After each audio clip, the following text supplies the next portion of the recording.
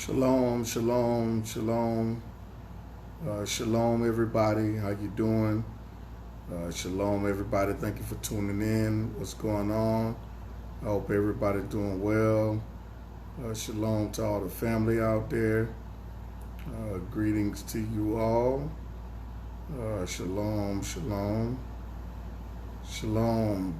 Grace, peace, and many blessings to everyone who are tuning in on this beautiful Friday. This is definitely a beautiful, great Friday. I don't know about you guys, and I don't know if it's raining where you're at or whatnot, but where I'm at, it is hot, it's sunny. I am in the York, Pennsylvania.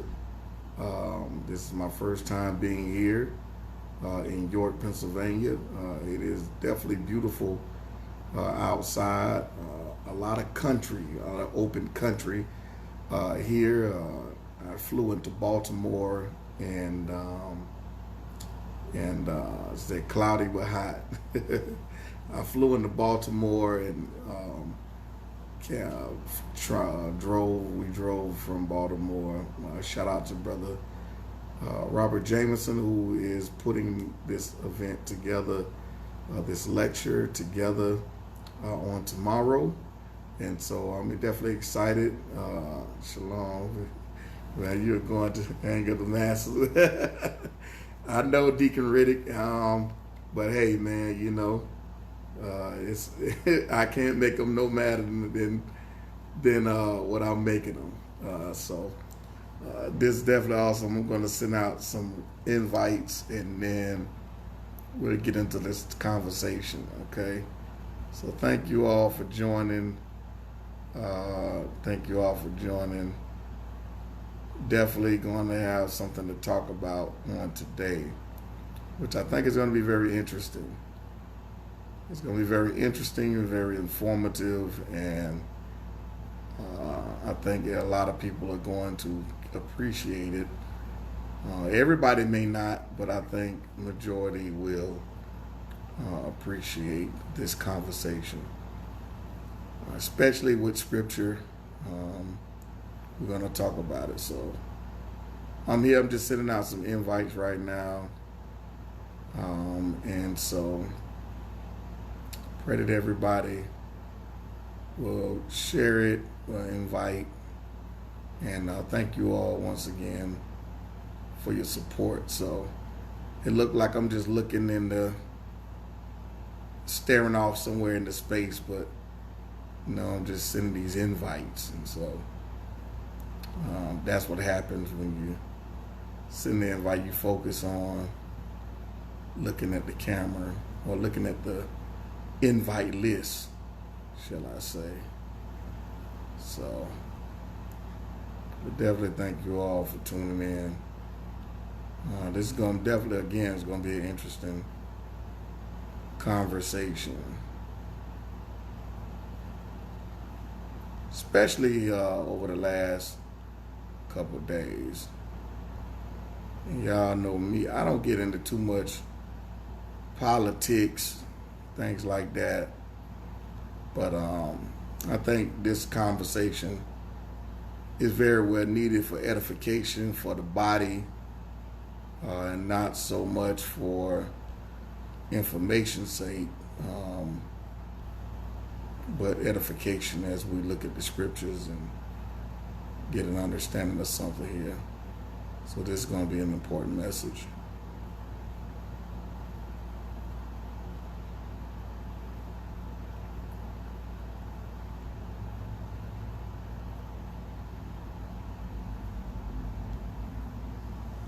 So that's enough. Shalom, shalom, everybody. Grace, peace, and many blessings to you all. Again, this is Brother Majors, Moray Majors, Pastor Majors, whatever you like to say, and whatnot. But thank you all for tuning in and joining. We're going to talk about a subject of conversation that a lot of people are talking about. Okay. Let's see, Mary Harris says, you're right. That's why the Messiah isn't letting us get it. Oh, man. Sister Mary, I think you may be on something. Brother Roderick, what's going on? Shalom to you as well. I want to talk about this subject, and I'm gonna give it we're gonna get into it, but I see people are steady coming on, and the subject is very intriguing. Shalom Travail, what's going on? I don't generally get involved in a lot of things unless it's kind of becomes a subject of confusion or something that just needs some form of edification and what I deal with. So tomorrow, let me just plug in here what we got going on. I am in York, Pennsylvania. Tomorrow I will be speaking here at a Christian church. I will be teaching Israelite heritage, who we are as a people. I will get into the letters of Paul. I'll get into a lot of the New Testament things, historically, biblically, scripturally, and definitely big shout out to the brother Robert Jameson, who's putting this together, who brought me out here to York, Pennsylvania, to speak about this. I'll be teaching on 2 different subjects tomorrow that will tie into it. Of course, anytime you're dealing with Paul, it's going to be that's something that's interesting since in today's age. He's the subject of conversation, whether it's in the Christian church or whether it is in the Hebrew community. Shalom, Sister Wanda Liggins. But we're going to talk about that. On today, I want to talk about a subject about reparations. Okay. I guess a day or 2 ago, they've been talking about this subject of conversation, just sparking up the conversation. They didn't get into details about the reparation or the bill or anything of that nature, on how much it's looking at, who's going to receive it, of any of that. But it was a subject of conversation, something that was brought up to look into when it comes down to dealing with reparations or so-called reparations.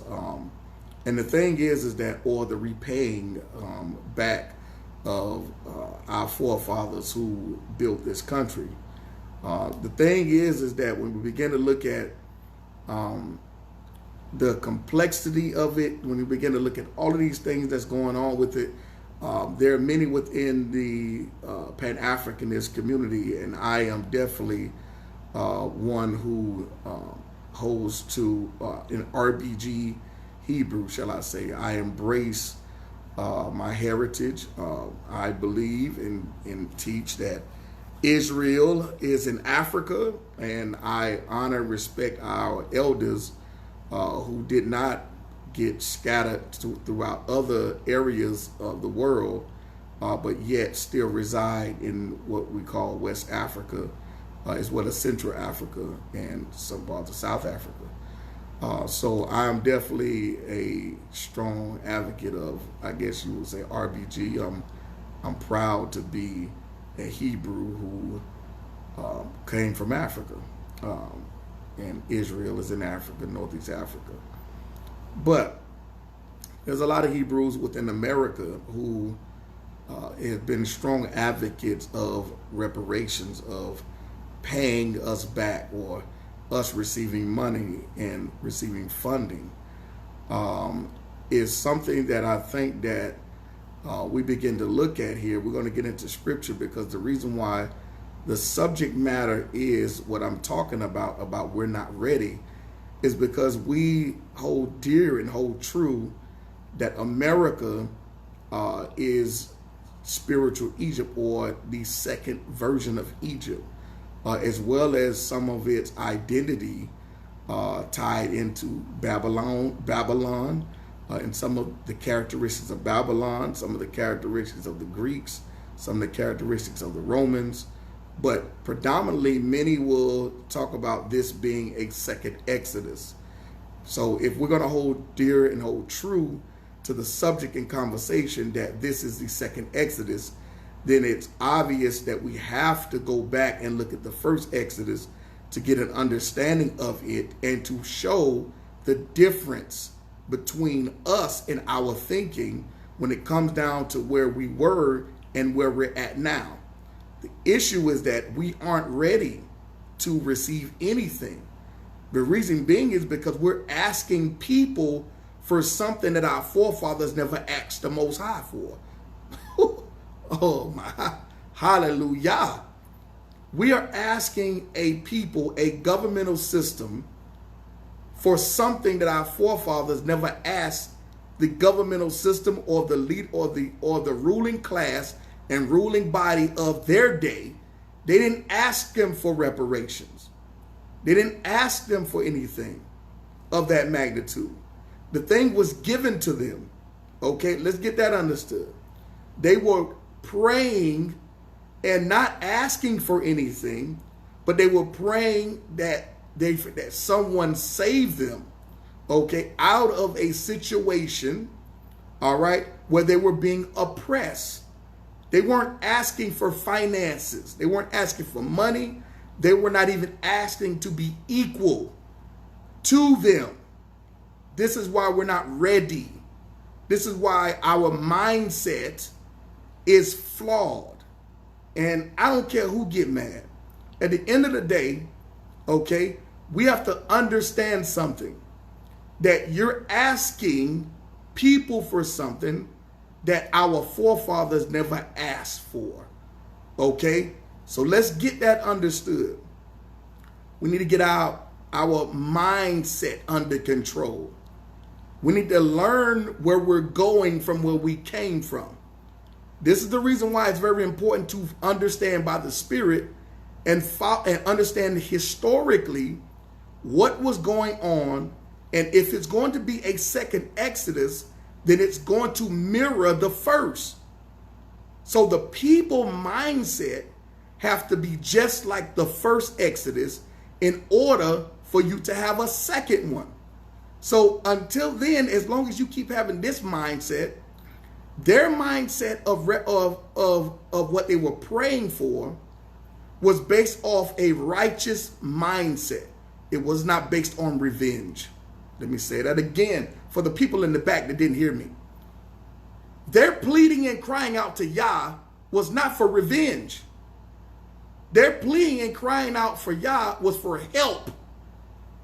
It's a difference in praying and asking the Most High to avenge you and help you. People don't know the difference. People don't know the difference. That's why we ain't ready for nothing.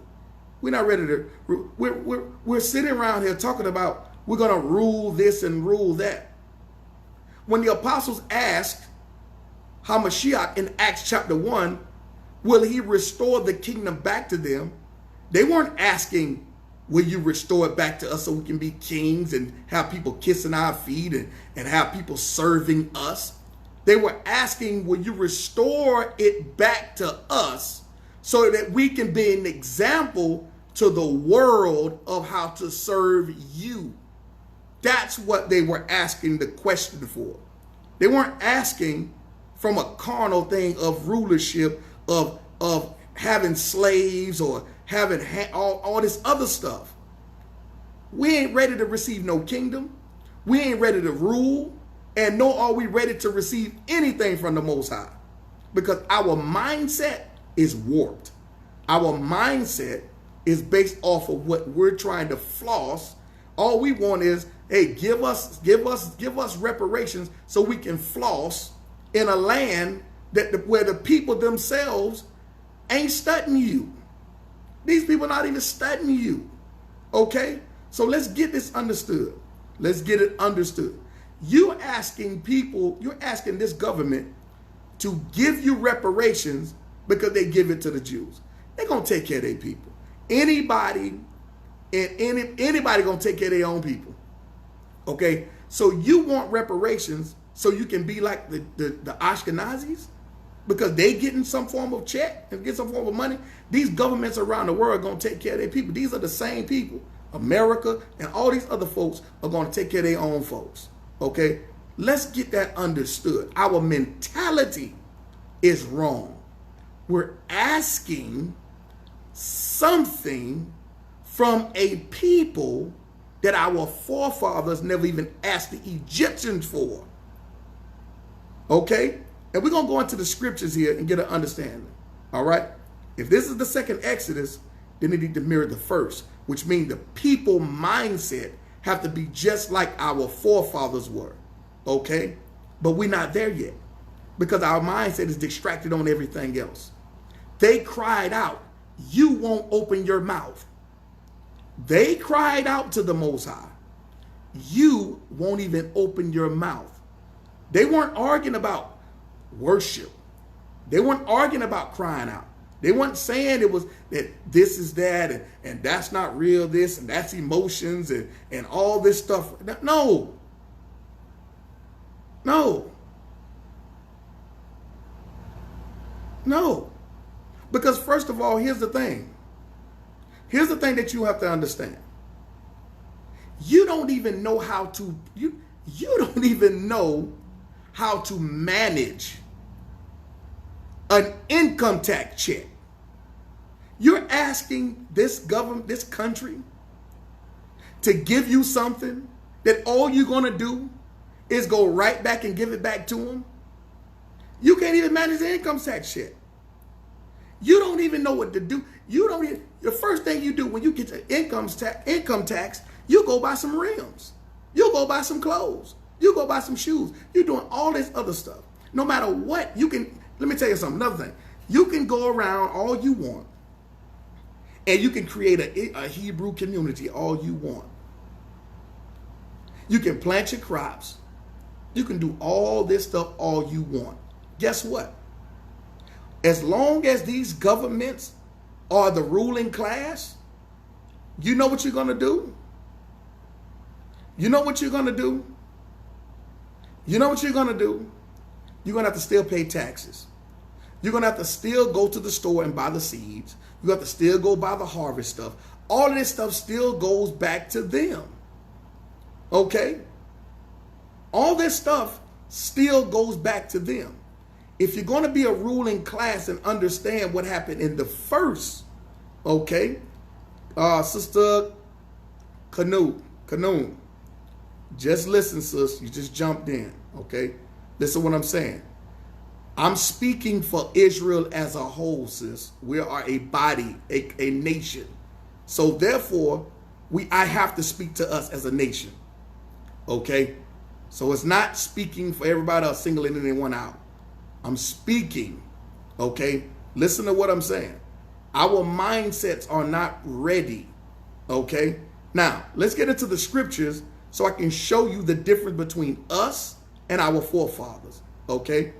We're going to go into the scriptures, Israel, so that way we can look at and see the difference between our mindset and our forefathers' mindset, okay? So let's look at this. Let's get it. Let's get it. Exodus chapter number 9. Okay. Exodus chapter number 9. Let's look at it. Exodus chapter number 9. And we're going to start at verse number 1. Exodus 9 and verse number 1.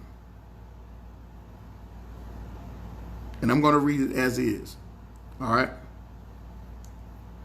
The Lord sent Moshe with the message to the king of Egypt. The Elohim Yah of the Hebrews commands you to let his people go so they can worship him. Okay? This is the stage that's being set. Because Israel, because of the way the system was in Egypt, could not properly worship the Most High. Okay? Could not properly worship the Most High because Egypt's system and the way things were being done required more time and attention to the things of Egypt or Mizraim than it did require that the Most High get his just due. So the stage is being set for an understanding of what the problem is and what's going on in Egypt. Okay, let's keep reading. All right, verse number 2.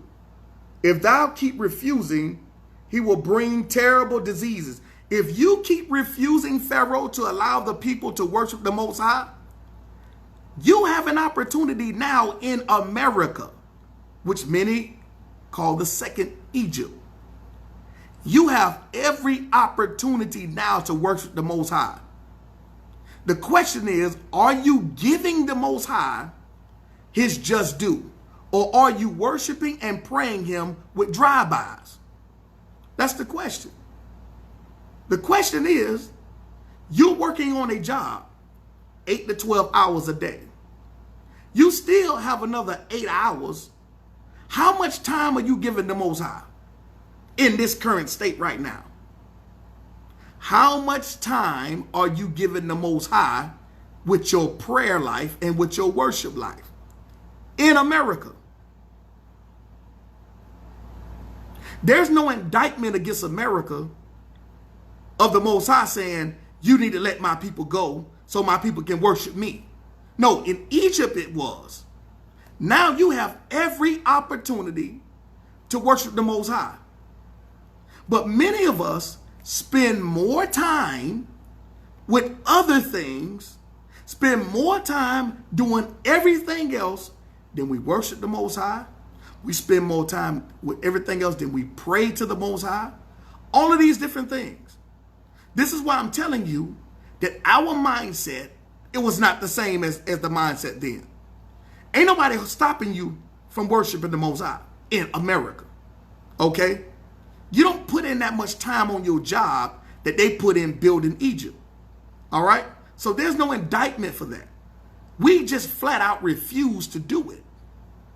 We flat out refuse to take advantage of the time we have now and giving the Most High his just due. We refuse. Shalom to you, Brother Ozzy. Let's keep reading. We're in Exodus chapter number 9, and we're in verse number 3. He will bring a terrible disease on your horses and donkeys, your camels and cattle, and your sheep and goats. Now think about this. So these things, flocks, cattle, all this is a sign of wealth. Okay? I want y'all to pay attention. Because I'm going somewhere here. During those times, when you had land, when you had herds, when you had livestock, when you had farms, all this type of stuff, crops, that was considered wealth.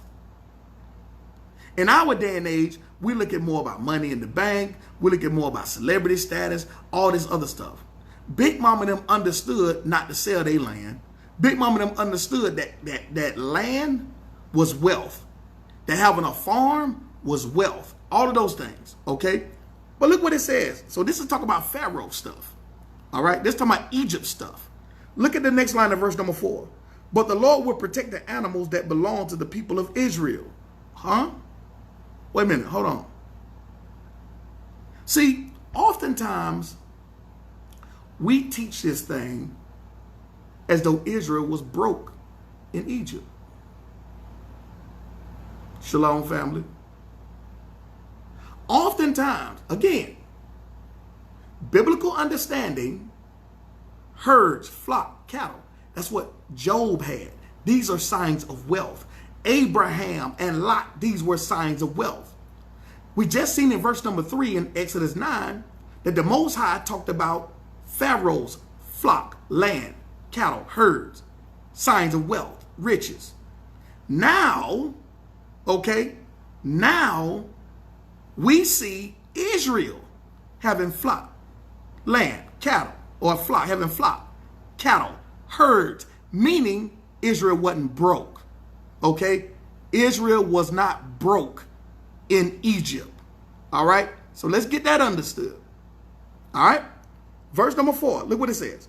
But the Lord will protect the animals, plural animals, that belong to the people of Israel, and none of theirs will die. So Pharaoh had a flock and herds. Israel had flocks and herds too. Okay. Israel having flocks and herds too. All right. All right. No, sister, listen. Listen. You have to listen. I'm not saying that. Okay. All right? I'm going to keep on teaching after that. I'm not going to respond back again. You have to listen. All right? Don't just jump in. Listen to where things are going so you can get an understanding. All right? I know you're new to the page, so therefore I'm trying to help you out. All right? Verse number 5, Exodus chapter number 9.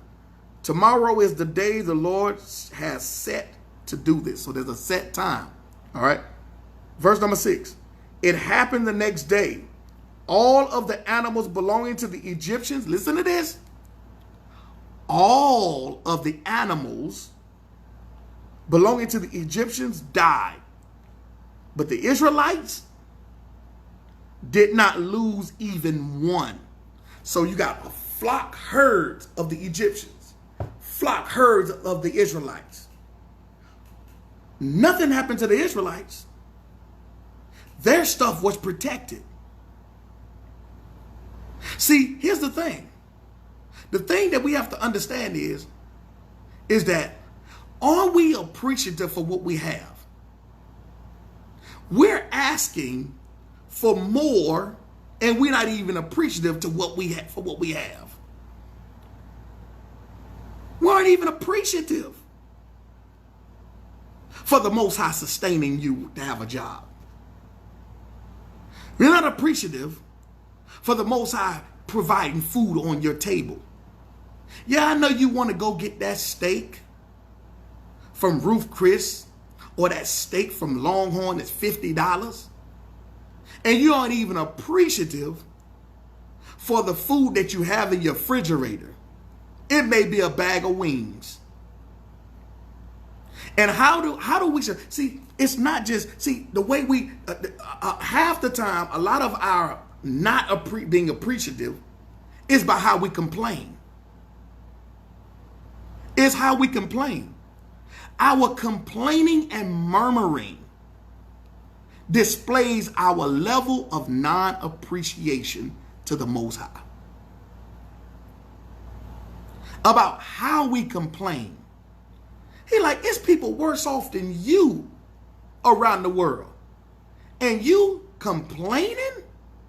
And I provided for you in the land in which you in? That's why I'm telling you. You want reparations, but your mind ain't ready. Your mind not ready. You're not even appreciative of what the Most High has done for you. We have to change our mentality. Again, in Egypt, they weren't praying and asking for more money. This is what I'm trying to get y'all to understand. You're going to hear what you want, okay? At the end of the day, Israel going to hear what they want. And many know exactly what I'm saying. It's clear what I'm saying. Your mindset is not ready.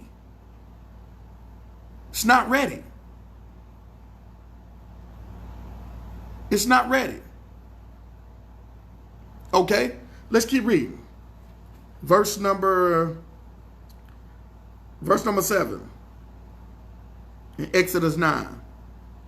When the king found out when Pharaoh found out, he was still stubborn to let the people go. Listen to this. The Most High problem with Pharaoh was his refusal to let Israel worship. You don't have that problem today. Ain't nobody stopping you from worshiping. You stopping yourself. You study more than you worship. You study more than you worship.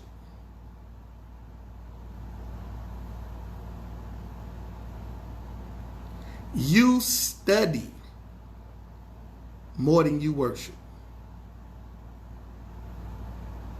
Ain't nobody holding you back, and ain't nobody stopping you from worshiping. Ain't nobody stopping you from praying. Ain't nobody stopping you from fasting but you. But you want the Most High to touch somebody to give you something.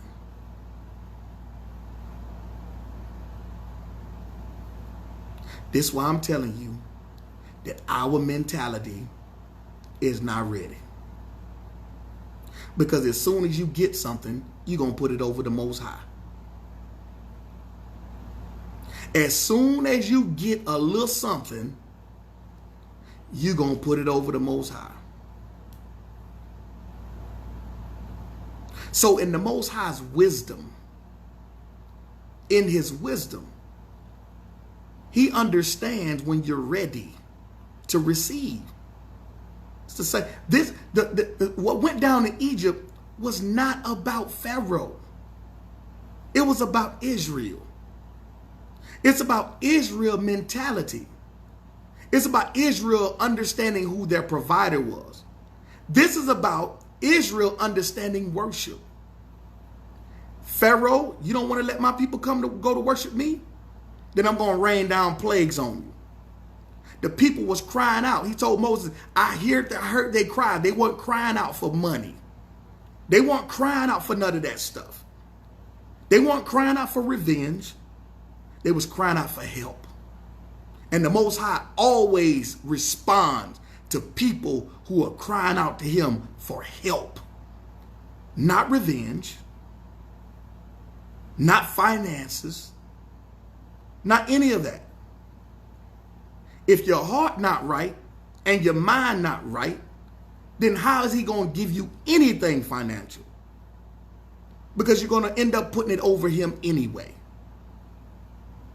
Let's keep reading. Jump down to verse number 13. Exodus 9, verse number 13.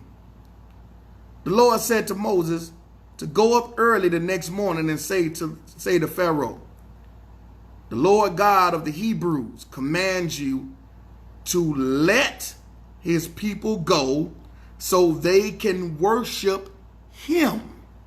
Listen to that. This is all about worship. Verse 14. If you don't let my people go to worship me, he will send his worst plagues to strike you, your officials, and everyone else in your country.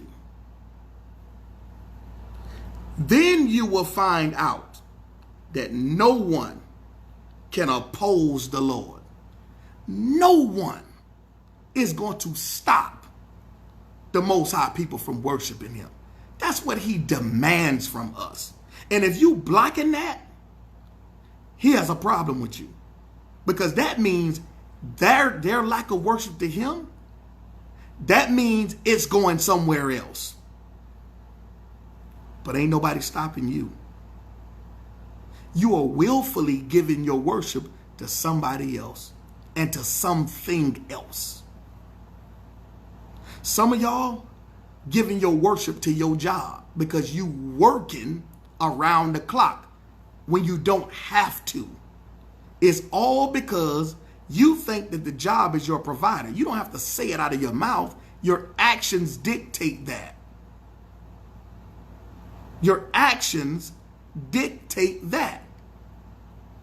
Every chance you get, you finding yourself at the job. The Lord Most High, like, when do you have time for me? I don't come second to nobody. I don't come second to nothing. Nobody, no job, no nothing. None of that. Okay? Don't become a Pharaoh unto yourself.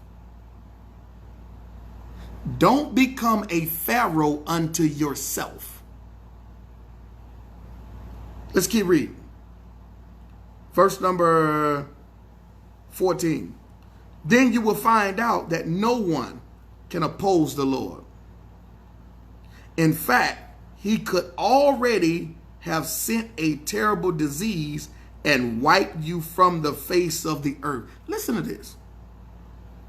The Most High was showing grace to Pharaoh.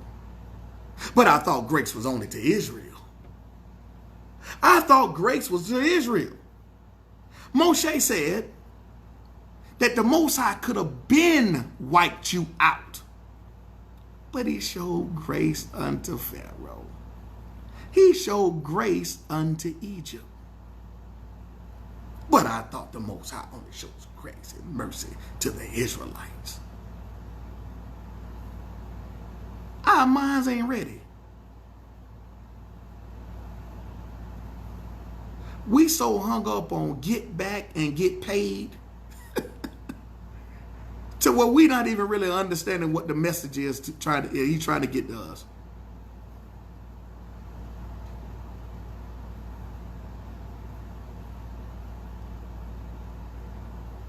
I want to get back and I want to get paid. Forget everything else. I don't want to hear about nothing else. Forget everything else. Get back and get paid. That's it. That's all that matters. Give me my money.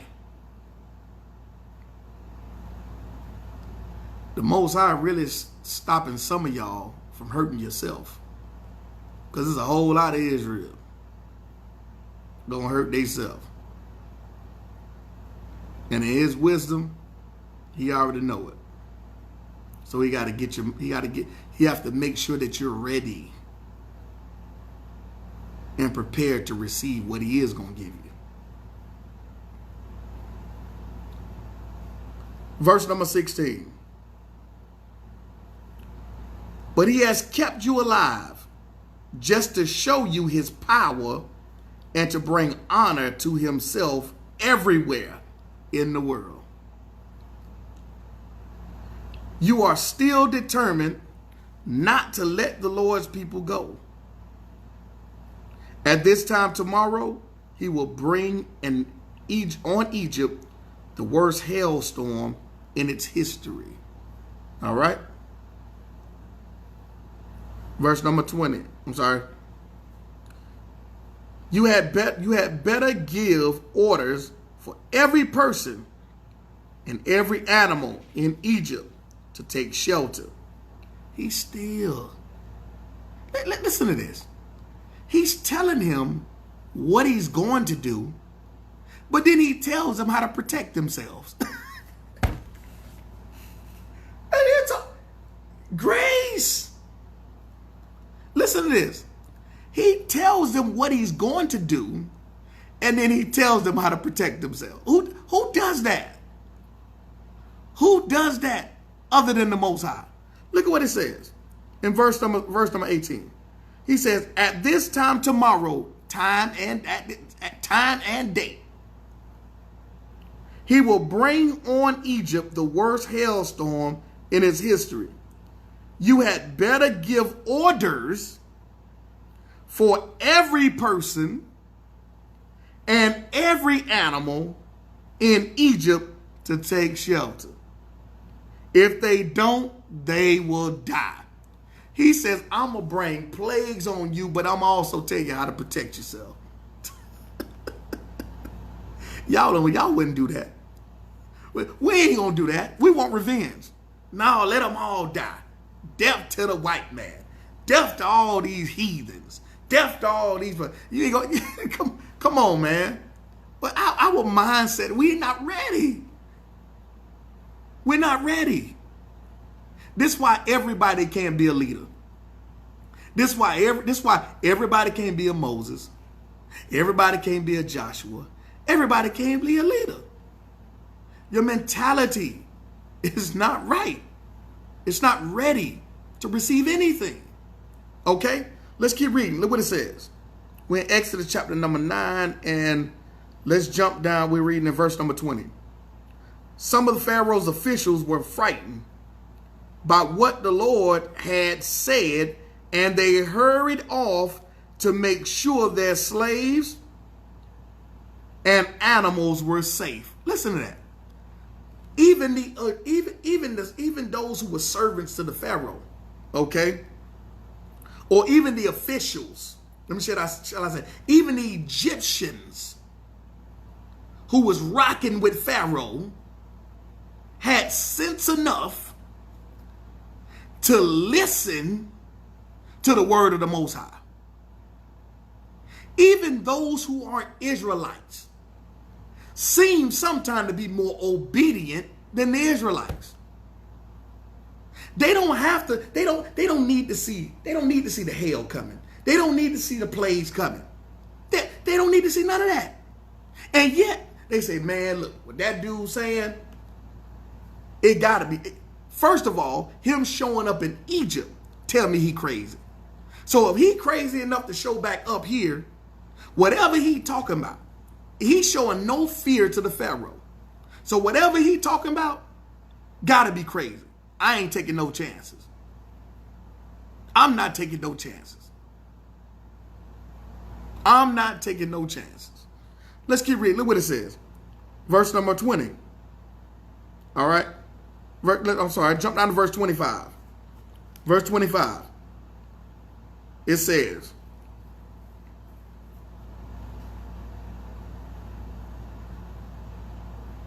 people, animals, and crops were pounded by the hailstorms, and bark was stripped from the trees. Only Goshen, where the Israelites live, was safe from the storm. See, this is what I'm trying to get y'all to understand. It don't matter where you leave and move to. This is another thing I'm trying to get y'all to understand. Where you gonna go? Can somebody, where are you gonna go to escape the hand of the Lord? Or where are you gonna go that you're not gonna be protected by the Lord? Can somebody please answer that? I ain't worried about fleeing no America. I ain't worried about moving to no Israel. I ain't worried about leaving nowhere. If I'm a child of the Most High, it ain't a place where I won't be, where the Most High ain't gonna protect me in the midst of the plagues. It ain't a place. It's not a place where I will not be. While everybody else catching hail, I'm having a Goshen experience. While everybody else catching hail, I'm a child of the Most High. I'm having a Goshen experience. Hail is coming down. Plagues are happening across the street from where I stay at. And it won't hit my house. It won't hit my house.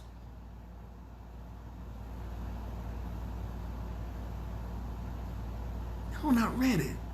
Our mind mentalities not even ready. You think you can escape the hand of the Lord? You think you can go somewhere? There are people who building bunkers under the ground 2,000 miles deep. You think that the Most High can't get to you? Where are you going to go? That the Most High he's not at. You think you're going to go in space and build civilization on another planet? You think the Most High can't touch you up there? The Most High can touch you wherever, and he can protect you wherever.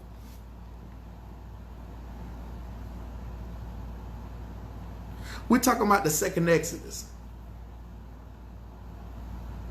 Meaning that we're going to leave as a people together. If it's going to be a second, I mean the second need to look like the first. We're going to move together. And a place will be established before we go. People don't even know where to go. At one point in time, brothers would say, let's move to Africa. Let's go back to Africa. Then you go back to Africa, now the Chinese own it. The Dutch own parts of Africa. The Brits own part of Africa. The French own part of Africa. What part of Africa you going to go to that they don't have their hands on? At one point in time, brothers said, let's move back to Israel. Now, if you want to move back to Israel because you want to move back, that's fine. I don't have no problem with that.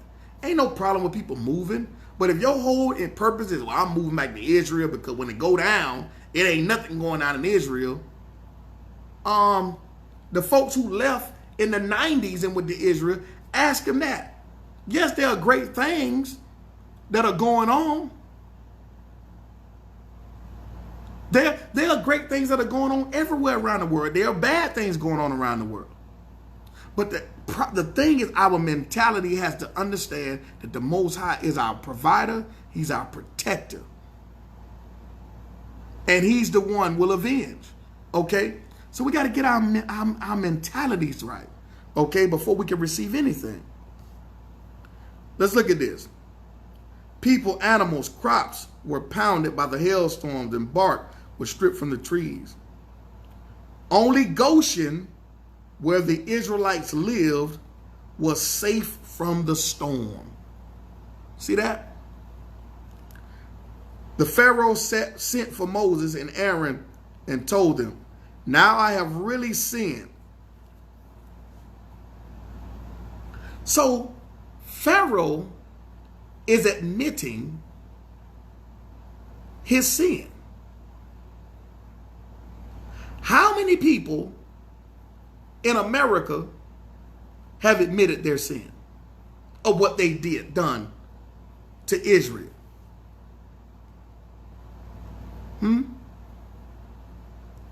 There's a whole lot of people that haven't, and there's a whole lot of people that have. Now, I want you to look at the response of Moses. This is why I'm telling you that you're not ready to receive nothing. Okay? Again, this is not about Pharaoh. This is about Israel and what the Most High trying to get to Israel. Okay? Let's look at this.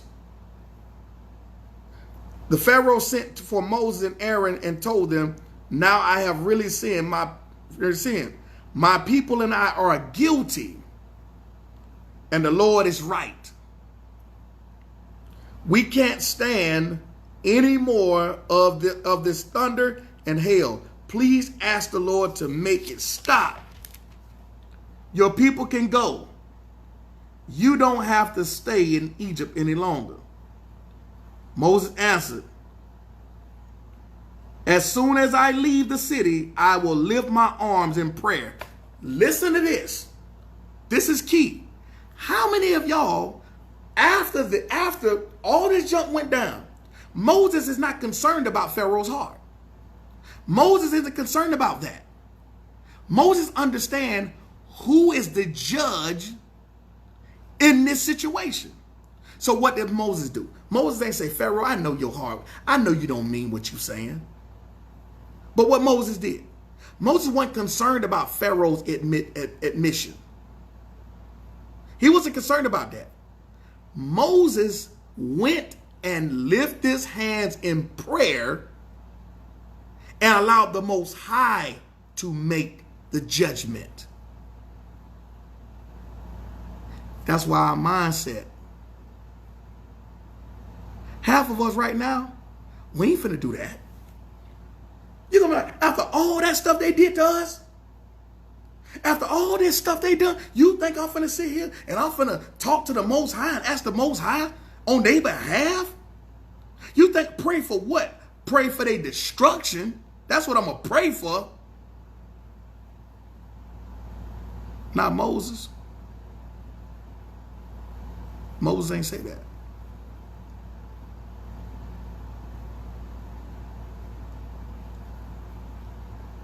That's why I say this is about Israel. It's not about Pharaoh.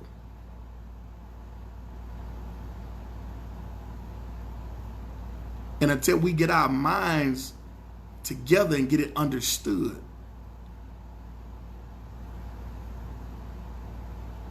we're not ready to receive nothing.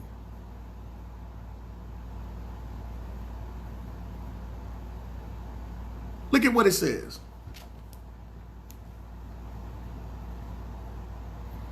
Moses answered, as soon as I leave the city, I will lift my arms in prayer.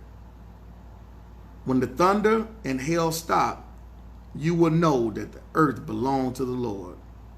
All right. So let's keep reading verse number 30. But I am certain that neither you nor your officials really fear the Lord Yah. Meanwhile, the flax and barley crops have been destroyed by the storm because they were ready to ripen.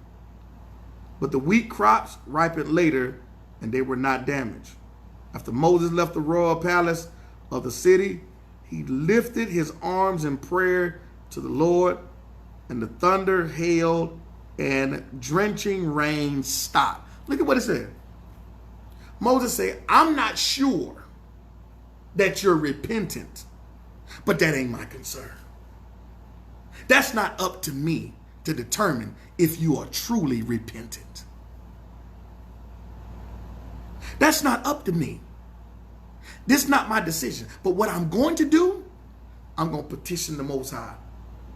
And I'm going to pray that the hail and that the thunders stop. But it's up to the Most High if it does. Moses wasn't concerned about what was in Pharaoh's heart. His concern was petitioning on behalf of the Most High. Petitioning to the Most High. On Pharaoh's behalf. It said that he lifted up his hand. Look what it says in verse number 33. After Moses left the royal palace and the city, he lifted his arms in prayer to the Lord, and the thunder and hail and drenching rain stopped. When the Pharaoh realized that the storm was over, he disobeyed once more. He and his officials were so stubborn that he refused to let the Israelites go. This was exactly what the Lord had said would happen. Why? Why?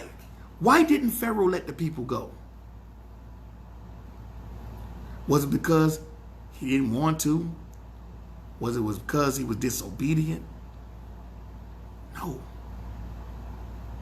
It was because the Most High hardened his heart so he wouldn't do it. So that indictment we want to bring against Pharaoh. But Pharaoh couldn't do it because the Most High wouldn't let him. Because this wasn't about Pharaoh. This was to make sure that Israel knew who they had lost is the one who's bringing them out of this position. Because remember, it's no different than the land in which we're living in today. Israel had cattle, they had flocks. We got cars, we got a house. Israel wasn't the riches of the upper echelon, just like we aren't the riches of the upper echelon. But Israel still had stuff. They still worked. We still got stuff. We still work. It's the same mirror. Taskmasters, while they were building, and working, they had supervisors and managers. When you go to work, you got supervisor and you got a manager. So when you go home after you work, you go home to your stuff. You go home to your cattle. You go home to your children. You go home to your crops in the form of money, in the form of groceries, in the form of a car, in the form of a car note, a house note, all of this stuff. It's the only difference, they didn't have cars and they didn't have structures set up like it is now. But it's the same mirror. That's why I read for you to show you that they had flocks, crops, cattle, herds, just like the Egyptians. But they worked for the Egyptians. Okay, let's keep reading. Verse number 34. When the king realized that the storm was over, it said, verse number 35, that he refused to let the Israelites go. This was exactly what the Lord has said would happen. All right, now let's jump over here to chapter number 10. All right, because we're going to do like a two-part to this. All right, so this is the first part. Chapter number 10. The second part, we're going to deal with what they left when they left Egypt. I mean, what they had when they left Egypt. All right. A lot of the stuff that they had before the Egyptians gave it to them. Okay. So let's read Exodus chapter number 10. We're going to start at verse number 1. Exodus 10 and 1. The Lord said to Moshe, go back to the Pharaoh. I have made him and his officials stubborn. Who did it? Who made them stubborn? Just like who sent the other nations against you in Deuteronomy 28? The Most High did it. We're so quick to blame everybody else. Why we don't blame him? See, it's easier to put the blame off on everybody else. It's easy to throw the blame on Pharaoh. It's easy to throw the blame on Pharaoh's officials. When throughout the chapter, the Most High is telling you that he the one did it. I honestly believe if the Most High didn't harden his heart, Pharaoh might have let them go in the first plague. I actually believe that. I really believe that if it wasn't for the Most High hardening his heart, when the first joint went down, they would have been up out of there. But the Most High wanted to make sure Israel knew, because the scripture says that they've forgotten the Yah of Abraham, Isaac, and Jacob. They've forgotten. So when they was calling out, they didn't know his name. They were just crying out for help. But he remembered them even though they didn't remember him, because of the promise that he made to Abraham. He remembered them even though they didn't remember him. So they cried out for help, not revenge. Absolutely, Dick and read it. We've forgotten too. That's why we asking them instead of him. I think we don't want to ask him because we're afraid what the response is going to be. So we asking them, give us our just due. Cut that check. And we're not asking him, if it be your will, Father. Because he the one got to touch him to do it. He's the one have to give the order for them to do it. If he don't give the order, they ain't doing nothing.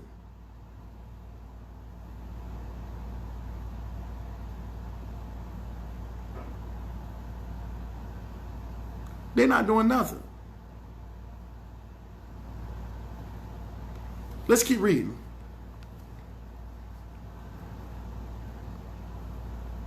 Chapter number 10, verse number 1. I have made him and his officials stubborn, so that I could work these miracles. Verse number 2. I did this because I want you to tell your children. Listen to this. Why he did it. Because this is about Israel. This is not about Pharaoh. And that's what we're missing today. Once you realize that this is about us, then you won't even have to ask for reparations. The Most High will put it on the people to give it to you.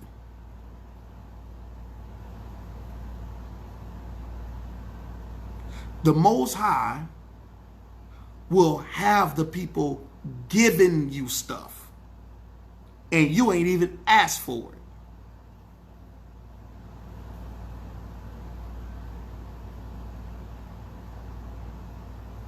So if you want reparation, our thinking got to change. Our focus got to be on him and not on them. Once we shift our focus on him and not them, you ain't got to worry about it. When does heaven going to open up? He going to have people pouring, here you go, take it all. Is that enough? How much more you want? How much more? You sure that? You sure that's enough?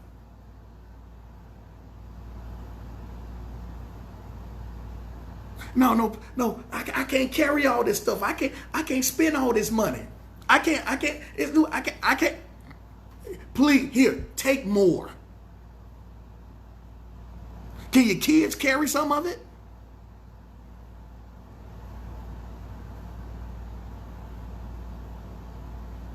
Here, just take the debit card. Here go the checkbook. Just write whatever you want out the checkbook. But that's when your mindset changed to focusing on him and not on them.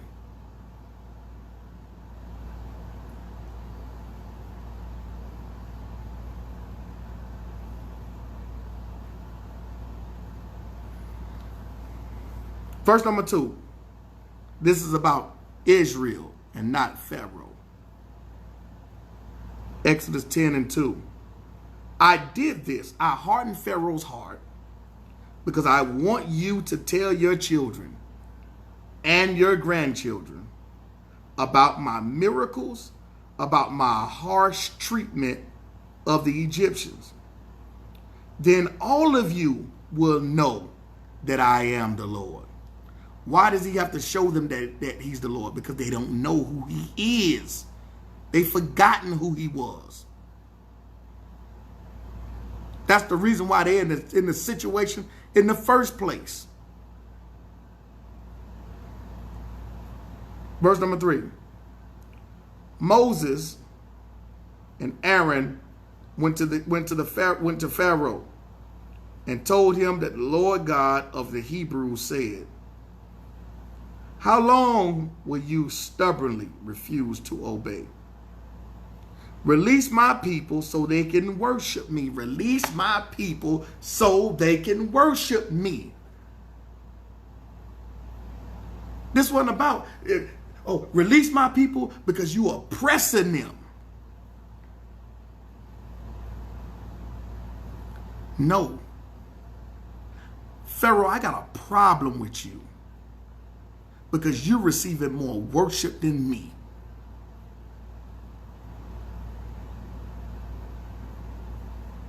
I got a problem with you because you refuse. Why do you think you're in the position in the first place? I the one put Joseph in the land of Mizraim. I the one gave Joseph the revelation of the 7 years of storing up and the 7 years of famine. And you got the audacity to hold my people from worshiping me? Nah, player. I'll bring this place down. And every other God, 300 plus gods y'all got, I'm going to bring them all down. And I'm going to show Israel who I am and why they forefathers followed my voice. Because when I'm done with this, they children's children gonna know that I am the Elohim of their fathers. Because this ain't about you, Pharaoh. This is about my people knowing who I am. I'm going to use you to change their mind.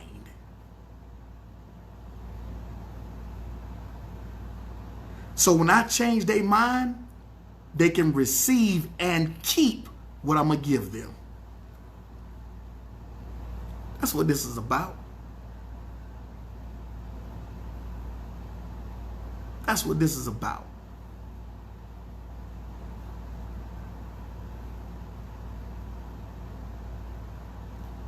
Verse number 4. Do this by tomorrow, and I will cover your country with so many locusts that you won't be able to see the ground. Most of your crops were ruined by the hailstones, but these locusts will destroy what little is left, including the trees. Your palace the homes of your officials, and all other houses in Egypt will overflow with more locusts than have you ever than ever been seen in this country. After Moses left the palace, the king's officials or the Pharaoh's officials or taskmasters asked, listen to this, listen to the people. Listen, I want y'all to listen to the people. Listen to Pharaoh's people. Shalom, Moray Lavanda. Listen to what Pharaoh people tell him. Because they got it. Some of them probably was the one that left Egypt with it, with Israel. They say, man, you think I'm finna hang around here? Listen. Hey, man. Amen ain't doing nothing around here. Osiris ain't protecting us at all around here. Every time Moses went to Pharaoh, he said, the God of the Hebrews. The Yah of the Hebrews. So you don't get it twisted into thinking there was no other. But it's their Elohim, the one that's doing this. Just in case you get it twisted and want to think it's somebody else, let me let you know up front who the one putting the smack down on y'all around here. Because you can't believe that these people will have that type of backup. See, people are surprised. People get shot when they see a person like you have the type of backup. When heaven backs you, can't nobody do nothing with you. Can't nobody say nothing about you. Can't nobody. If they do, the Most High will circle a date on the calendar to deal with them.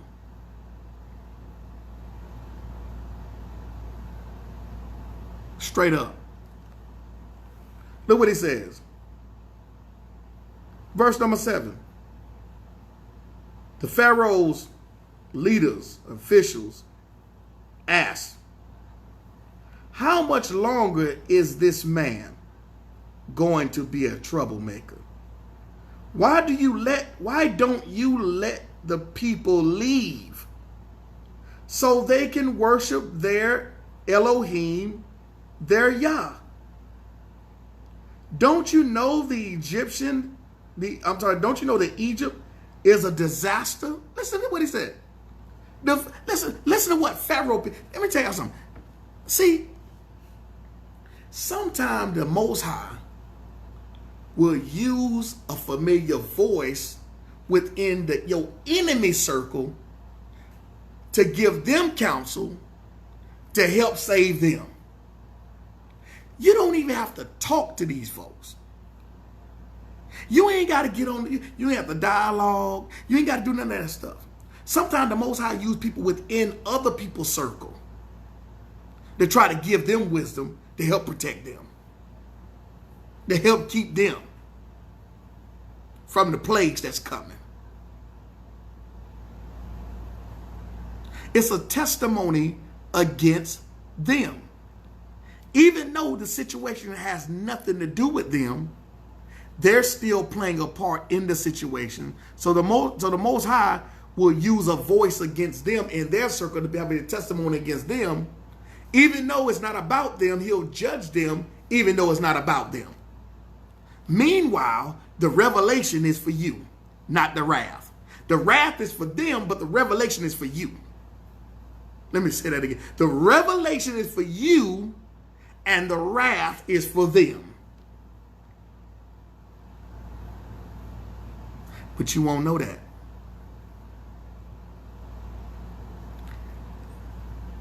If you don't change this, and you don't change here.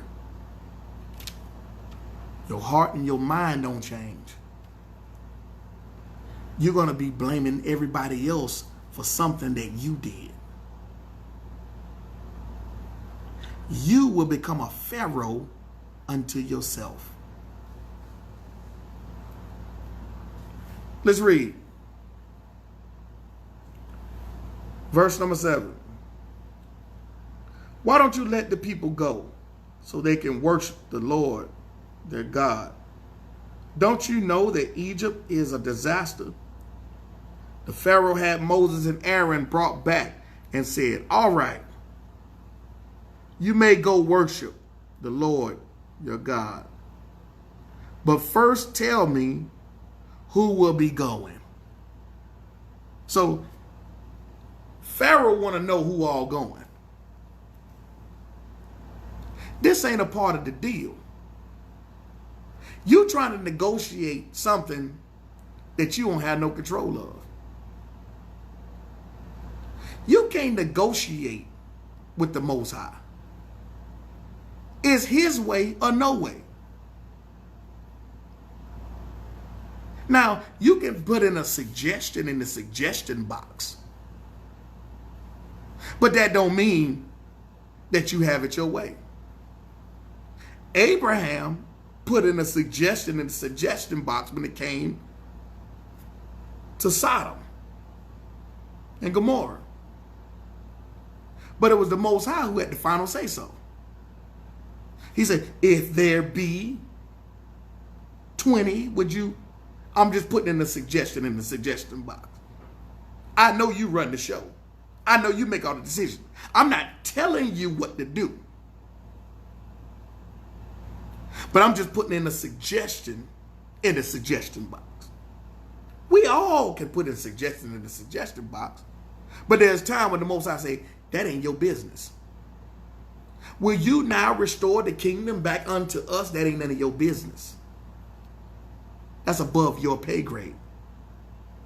That don't even concern you. You just do what I told you to do. Let's read. Look what it says. He says in verse number 9, everyone young and old, Moses answered, we will even take our sheep, goats, and cattle. Man, Israel wasn't broke. Israel wasn't broke in Egypt. We think that Israel was broke because they was working. Just because you work on a job don't mean you're broke. That don't mean Israel wasn't on Section 8. That don't mean you on Section 8 because they was working. Bill Clinton had a couple of years back when he was the president.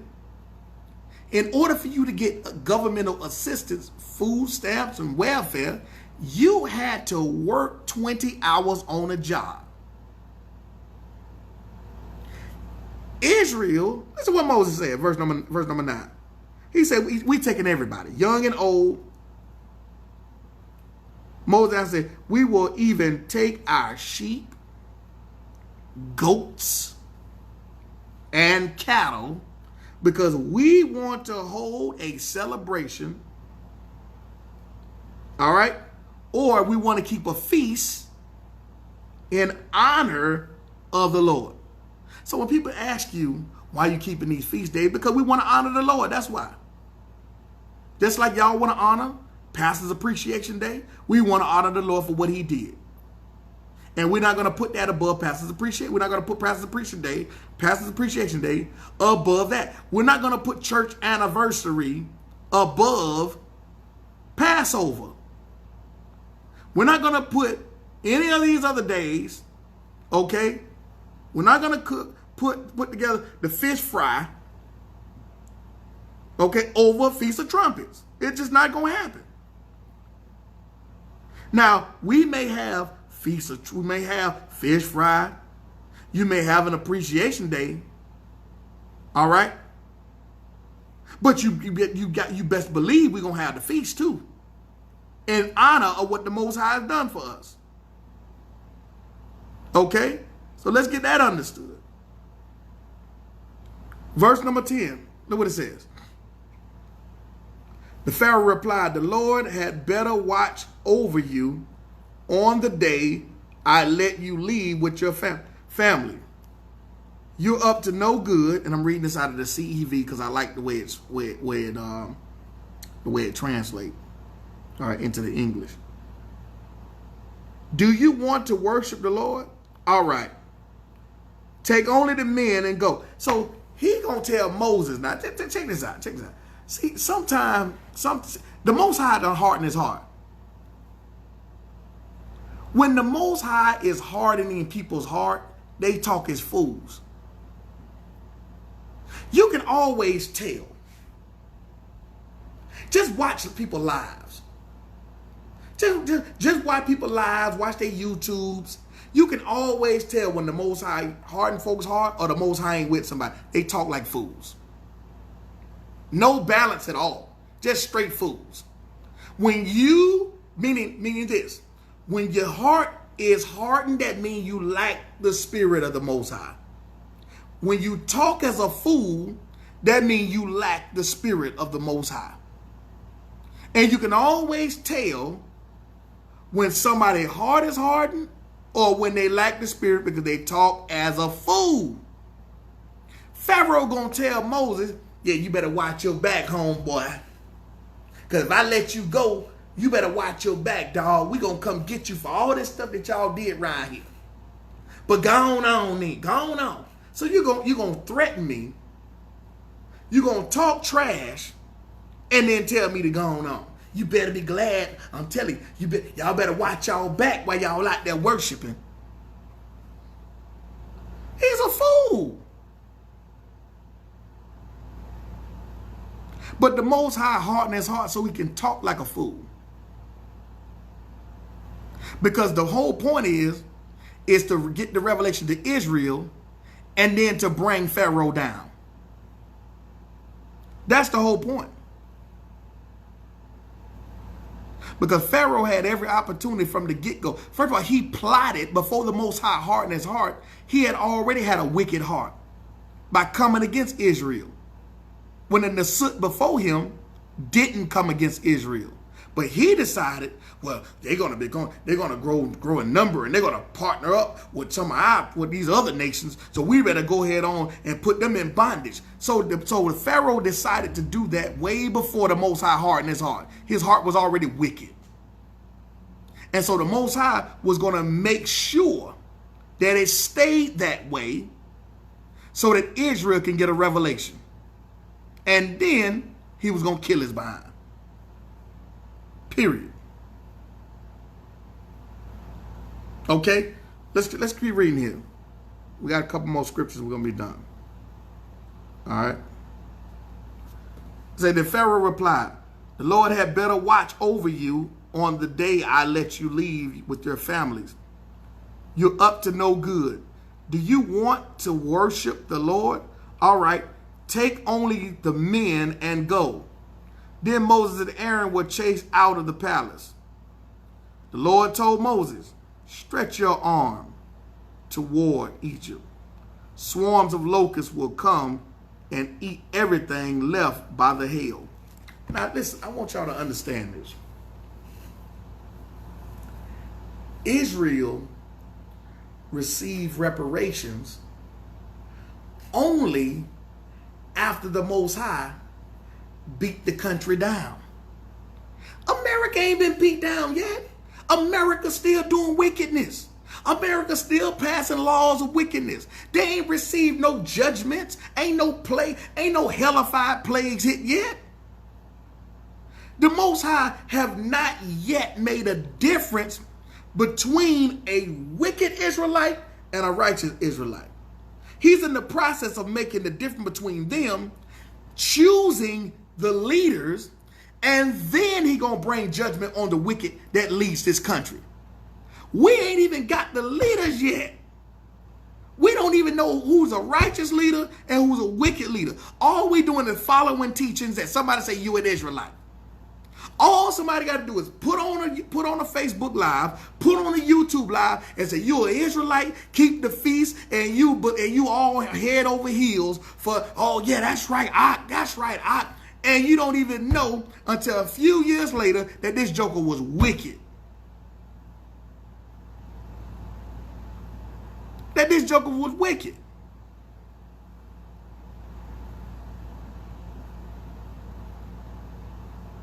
haven't even chosen righteous elders yet amongst the community. Because we think everybody can lead. All because they just open up the book, quote a few scriptures. I had to get that. I got tie tongue. Quote a few scriptures. Put on a couple of garments. Put up a fist. Wear some fringes or zigzags.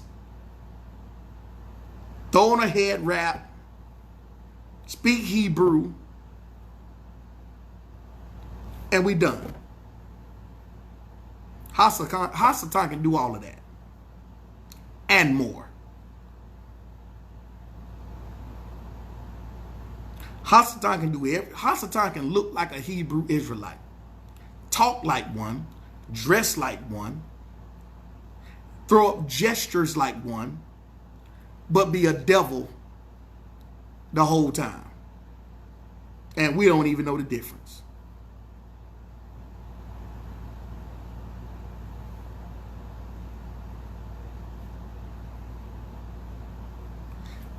What's supposed to come down hasn't even come down yet. Sister Add Wills, I will. It'll definitely be on YouTube today. If you're not subscribed to YouTube, youtube.com/itsmajors1. That's ITSMAJORS and the number 1.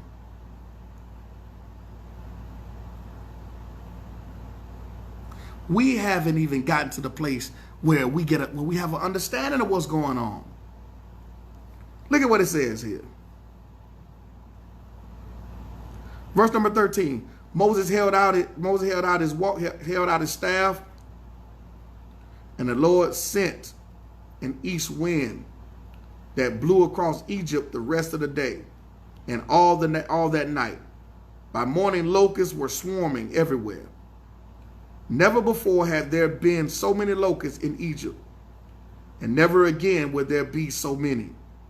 The ground was black with locusts, and they ate everything left on the trees and in the fields. Nothing green remained in Egypt, not a tree or a plant. At once Pharaoh sent for Moses and Aaron. He told them, I have sinned against the Lord your God and against you. Now let me tell y'all this. Let me say this. How many times have we pleaded to the Most High? I'm sorry, I have sinned. I'm sorry, I have sinned. Oh, Most High, please forgive me. I'm not going to do it again. And go right back to doing it. What makes you different from Pharaoh? Every time the Most High brought judgment, every time the Most High called you to lose your job, or every time the Most High took this from you or took that from you, you say, I'm not going to do it no more. Every time you go to jail, Father, I'm not going to do it no more. Please get me out of this jail. Please be leaning on me. Touch the heart of the judge so I don't do it. No, so he give me a less time and I won't do it. And I promise you when I get out, I'm going to do it. And we get out, and 6 months later, after we get out, 5 months, 3 months later, after we get out, we have forgotten the Most High, and we're going back to doing exactly the same thing that got us in there in the first place.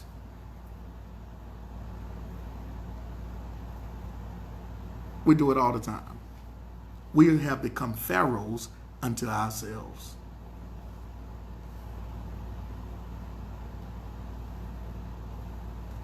Verse 16, I have sinned against the Lord your God and against you. Forgive me one more time and ask the Lord to stop these locusts from killing every living plant. Look what Moses did. Look what Moses' response was. After so many times of Pharaoh saying he was sorry, Moses never changed. Moses didn't allow Pharaoh's lies to cause him to change his mentality.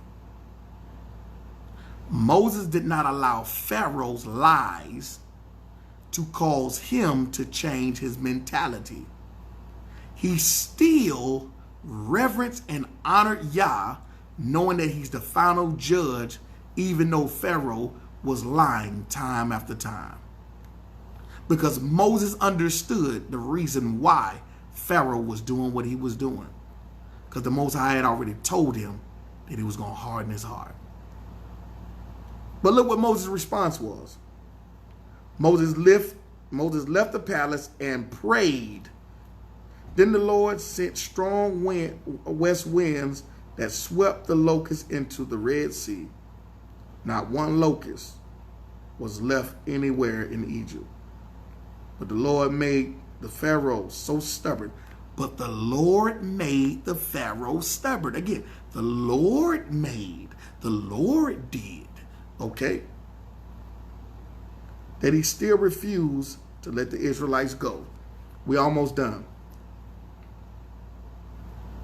The Lord said to Moses, stretch your arm toward the sky and everything will be covered with darkness, thick enough to touch. Moses stretched his arms toward the sky, and Egypt was covered with darkness for 3 days. During that time, the Egyptians could not see each other or leave their homes. But there was light where the Israelites lived. The Most High gonna take care of his, even in the midst of the wrath. The king sent for Moses and told him, go worship the Lord and take your families with you. Just leave your cattle, sheep, and goats. Remember, the Most High said, everything that has breath, praise ye the Lord. Even the animals. The Most High didn't just want Israel to go worship. He even wanted the animals to be there, a part of worship. Everything that has breath. Pharaoh, you're not finna dictate this. Look at what Moses says. Moses said, no. Moses replied, you must let us offer sacrifices to the Lord our God. Wait a minute, what? Huh? Moses said, what? Hold on. Did I just hear that Moses said sacrifices? Wait a minute.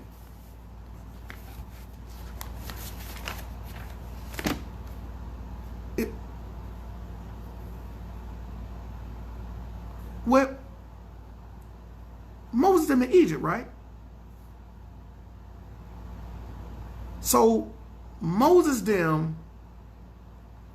is saying that the cattle and the flock must go up to worship so they can make sacrifices. But I thought that didn't come around until the Torah was written, until after the Exodus 20th chapter. So what does Moses know about sacrifice?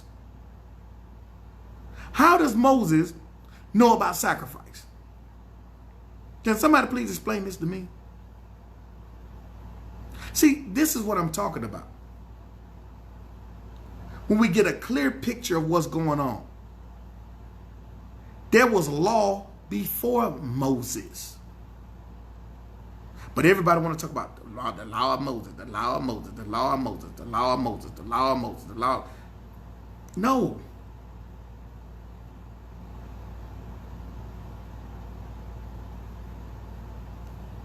Let's read.